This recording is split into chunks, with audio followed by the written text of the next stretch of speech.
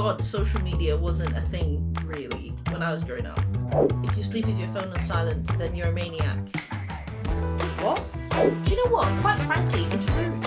It's rude.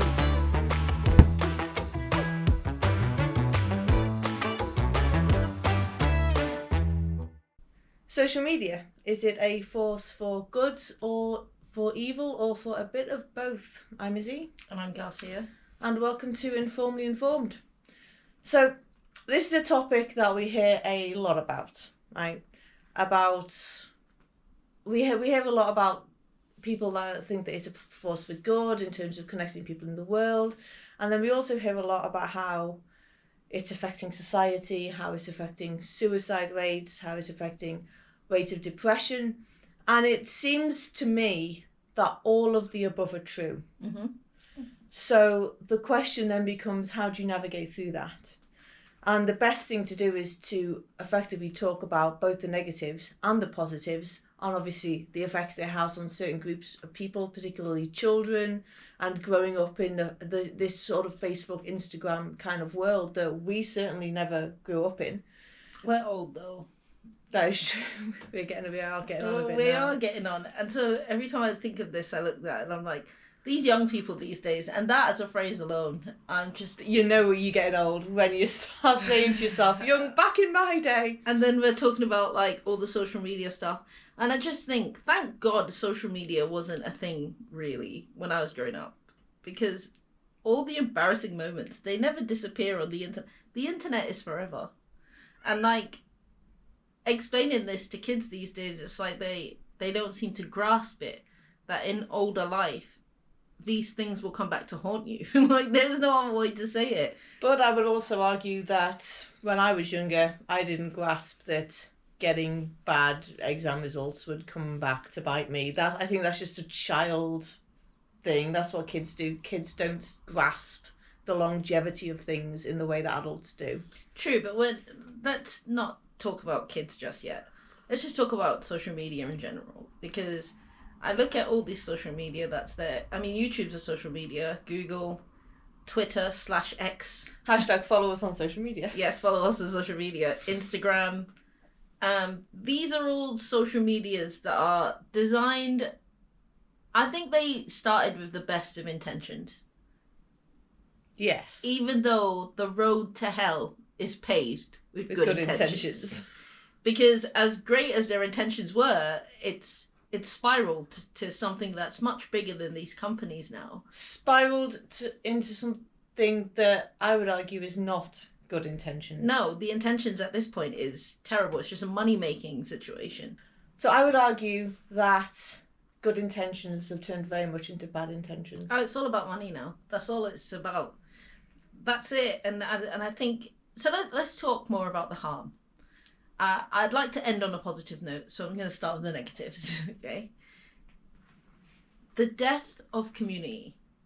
I mean, some may argue that social media has given the community-less people a community, an online community, if you will. They're able to more easily find your people. For example, if you live in a small town, and let's say you're gay or something like that, like, I'm talking about not small town Britain, because Britain's quite small as is. I mean, like, small town America, and you're the only gay in the village. Like, it doesn't even have to be based on identity. It can be based on things like, you're the only Harry Potter fan in the village. Yeah. You're the only person that's obsessed with politics in the village. It can be literally anything. The only Marvel fan. Whatever. But it gives you the opportunity to reach out to and reach people that are also interested in those things, because it's like with anything, you want to talk about the things that interest you, and the only way to do that sometimes is in shared community. But in that sense, what it's done, it's kept people inside. So they've stopped interacting in their real life communities. Communities have died. There's no such thing as sort of... We used to do things like street parties and such in the UK. These things don't even exist anymore unless it's... the Queen's dead now. The Queen's Jubilee. Yeah, I was just thinking that's the last one I seriously recall. The pandemic, I won't go too much into the pandemic right now, but that actually brought back a lot of community for the time that it was there, because people couldn't go out. So you had to know your neighbours, especially if you had COVID or something like that, because you couldn't just go to the shop. So you had to know your neighbours. The world's a lot smaller now. Indeed it is. The internet has made your small town global, though. In that sense, there's no such thing as hidden gems anymore. And I feel like this is the issue with loneliness. People aren't getting social interactions. They're not honing their interpersonal skills, so people don't even know how to communicate with others now. One could make the argument the reason they're turning to social media, particularly with older people, is because of the loneliness. I agree, and I can see the argument. It's like a catch-22. It's like a constant. It's a downward spiral. But I'd argue that this is the issue now with the technology age. Is that before the technology age, because I got my first phone. I remember what phone I got. I got a Motorola T180. Nokia 3310. And I remember getting that phone, and I didn't even use it because not everybody in my friendship circle had phones, so there was no point. It was mostly just to communicate with my parents. And I sort of look at things like that and I think, I used to play out. Kids these days, they can't even do that with the amount of predators on the streets. Like, they can't even do that. They don't go play out. And then when they do go and play out, there's nowhere for them to go and play anyway. So they then become a nuisance themselves. And then it's like, well, instead of the government have been systematically closing all places for children to go. What they call them, youth centres, playgrounds close at a certain hour, parks close at a certain hour. What do they expect these young people to do? Where do they expect them to form these communities? Because do you remember back in the day they used to say it takes a village to raise a kid? Mm-hmm. That was literal. That was literal because it literally took a village to raise a child. These days, people are struggling under the weight of raising their kids on their own. They have no input. So they'll move away from their families and such. I live away from my family, but I also know that they're there. And I think a lot of people are experiencing this breakdown in family that's leading to breakdown in community, because your first real community is your family. Thoughts? Because of social media. And social media, man. That it has. And yeah. That's not even to look at the effects on mental health, because that's huge. That's huge. So this is the big one.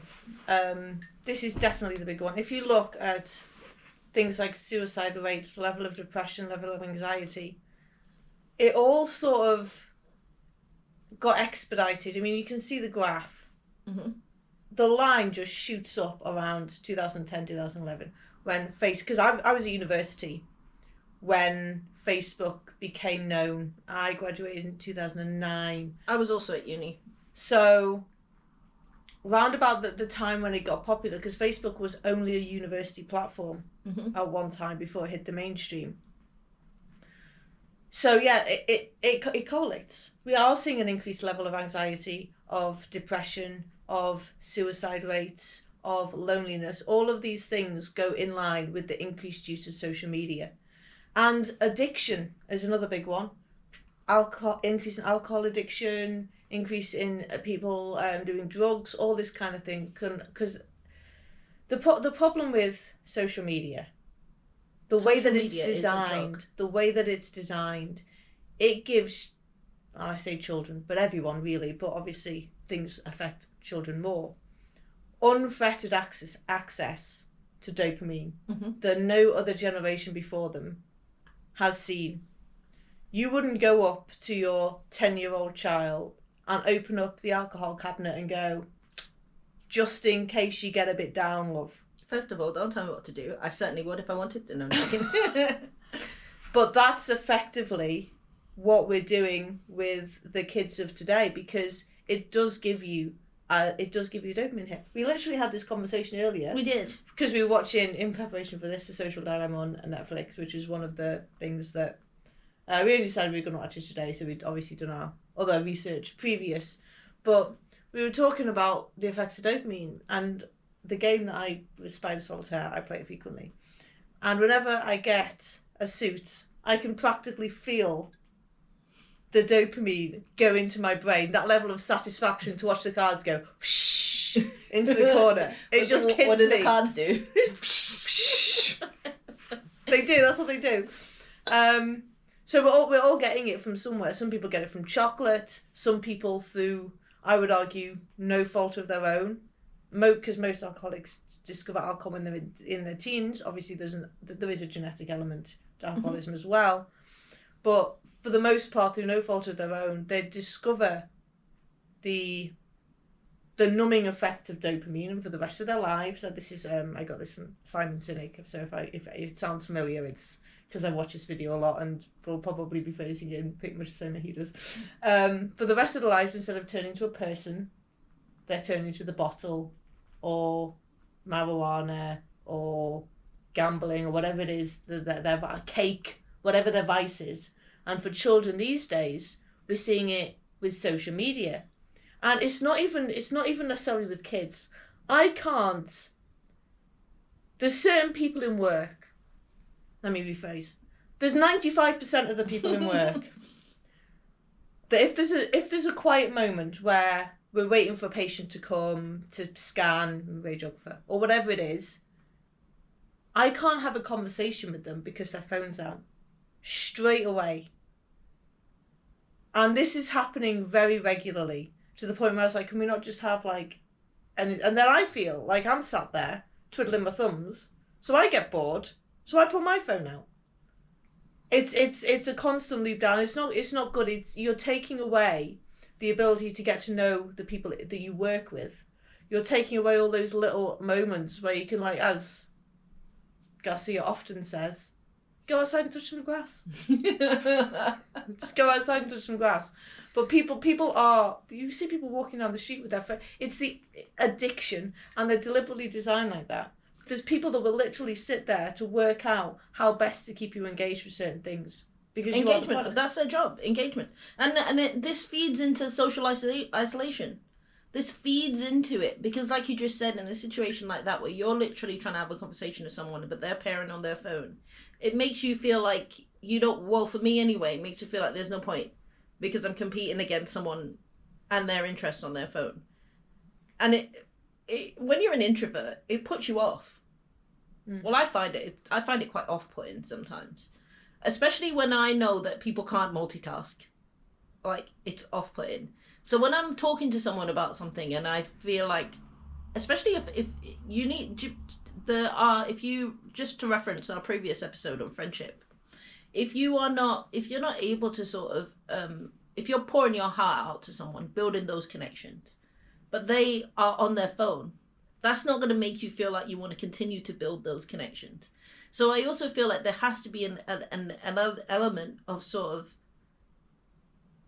regulating yourself. It's not regulation that's going to come from the government. This has to be self-regulation. There's a time and place for everything. And I feel like in a social setting, it's the go-to thing now to pull your phone out.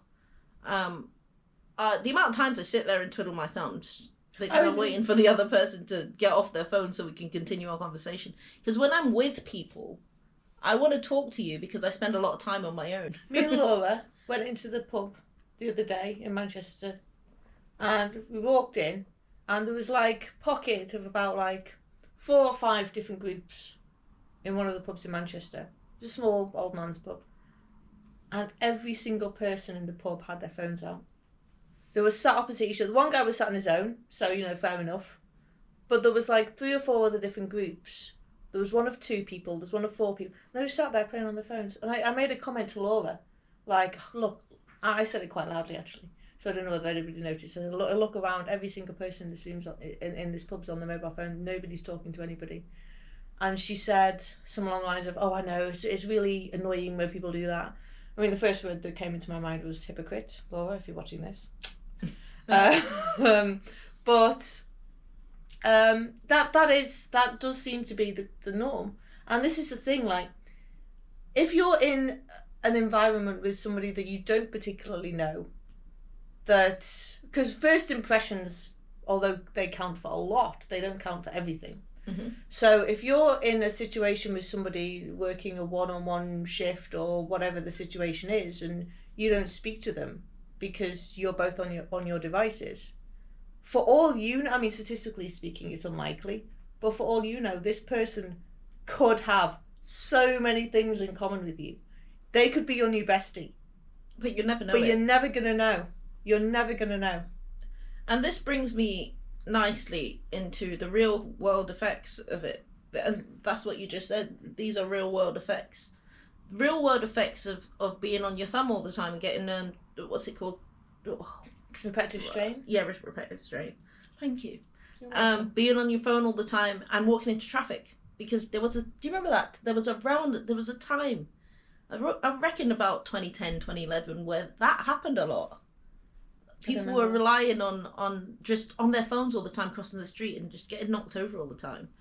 And you know what? Quite frankly, it's rude. It's rude to sit there when someone's talking to you on your phone. It's rude. But that's the thing.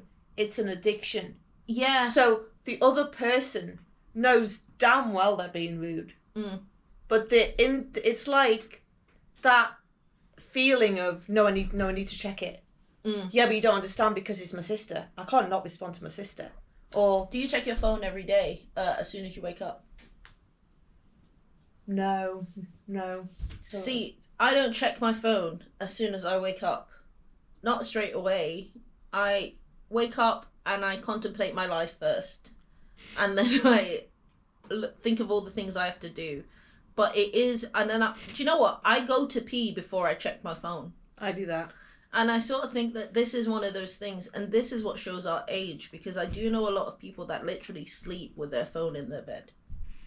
Like, once I've gone to bed, I've gone to bed. I don't check my phone while I'm in my bed, because I find that prohibits sleep. And sometimes, if my phone will ping when I'm in bed with my eyes closed, WhatsApp, whatever it is, I don't check it. I'll go, whoever it is, can wait till the morning.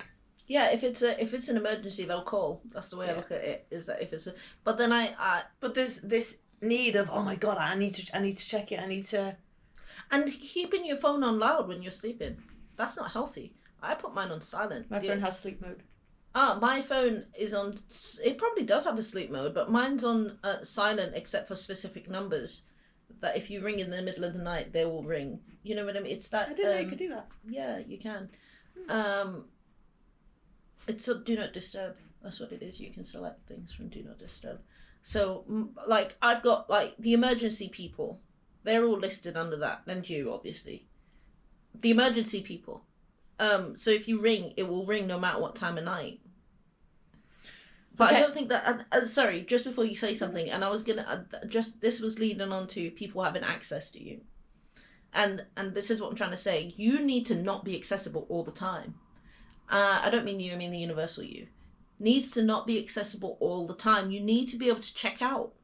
So if your phone, and this is the issue that I have with the mobile phone, when it was a landline, if you were elsewhere, you were just elsewhere, doing other things. These days, people have the ability to contact you 24 hours a day. And most of the point, they expect to be able to contact you. Do you remember when I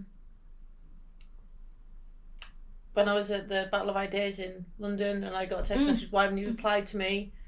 I didn't reply because I was busy, and then an hour later, he sent me another one saying, you don't have to be so rude, blah, blah, blah. An hour after he'd sent a message to me going, you didn't reply when I texted you last night, I hope you're not annoyed with me. I hadn't even read it, the first one. People just live their life. Not everybody lives their life online, and I think that this is also part of the issue, is that when you don't, people want to label you as a Luddite, or like you. I've heard this a lot. If you sleep with your phone on silent, then you're a maniac. What? Because then people can't reach you. What? I'm sorry, who says that? I've literally never heard that before. Oh, it's on the internet. I've seen loads of memes, and I'll send you some. And I just think, no, you're not a maniac. You're just a responsible person who literally understands that you can't be accessible to everyone all the time. That's just not life. And if you are accessible to someone all the time, what is that doing to your mental health? Yeah, you need the ability to check out. Yeah. Especially when you've got stuff going on. You can't be there. You don't want to have to listen to everybody else's stuff constantly all the time. So let's talk about the wider society. We live in an information age. okay? An information age that's layered with propaganda, but that's in my negatives, so I don't want to go there. We'll talk about the positives of information. Every bit of information that you want to know is there on the internet. Yet society seems to be getting dumber. And I'm like, how is that? Yeah, exactly. You spend so much time scrolling the internet, but you're looking at, it's the substance. It's the substance. You're not looking at anything that's going to forward your learning, forward your life. You're looking at what the celebrities are doing. The celebrity life is not going to... I mean, it depends. It depends on what for. Me knowing that Ouagadougou is the capital of Burkina Faso isn't going to benefit my life. You never know.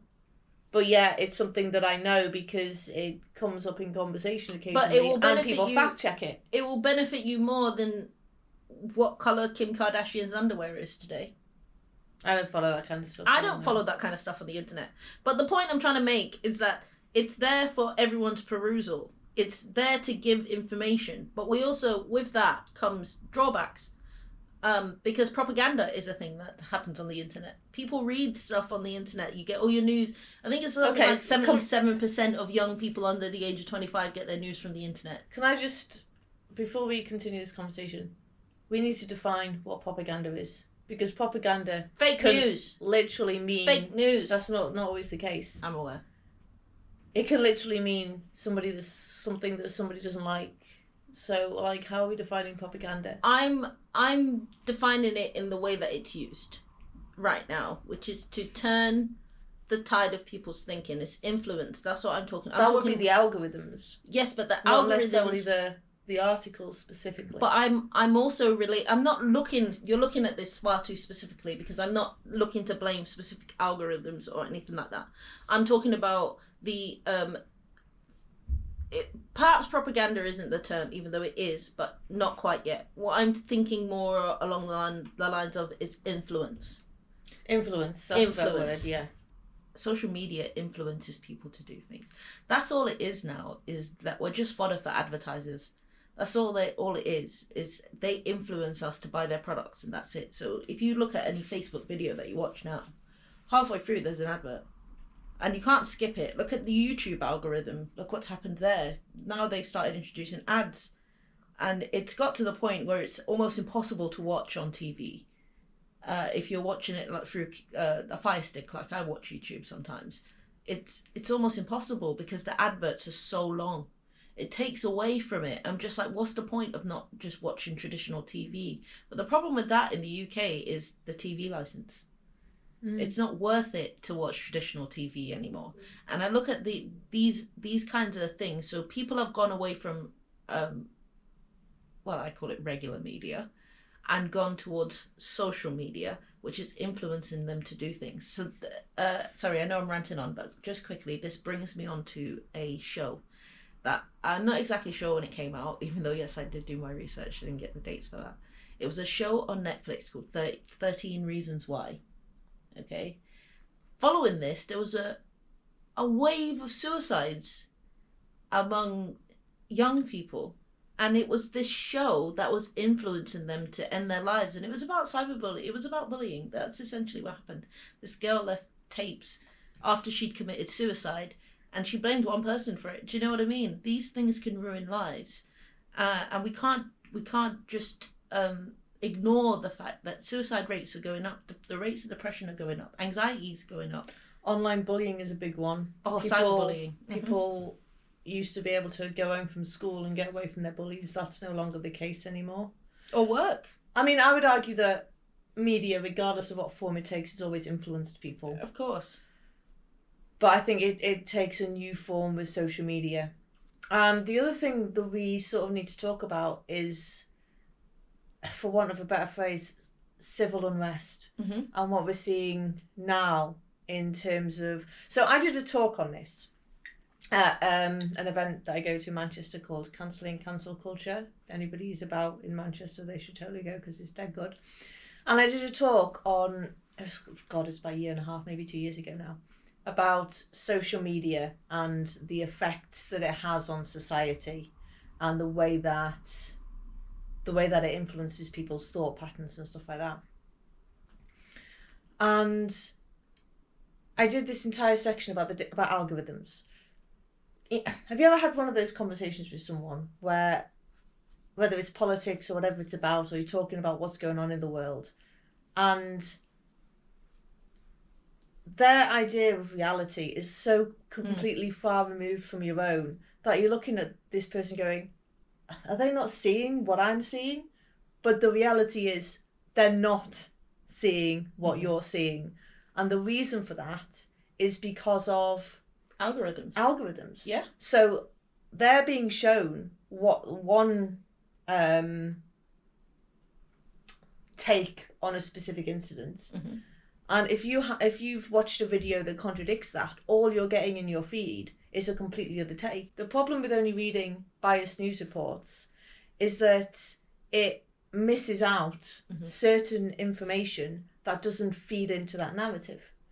So when you're watching, if you look at the Covington kids scandal.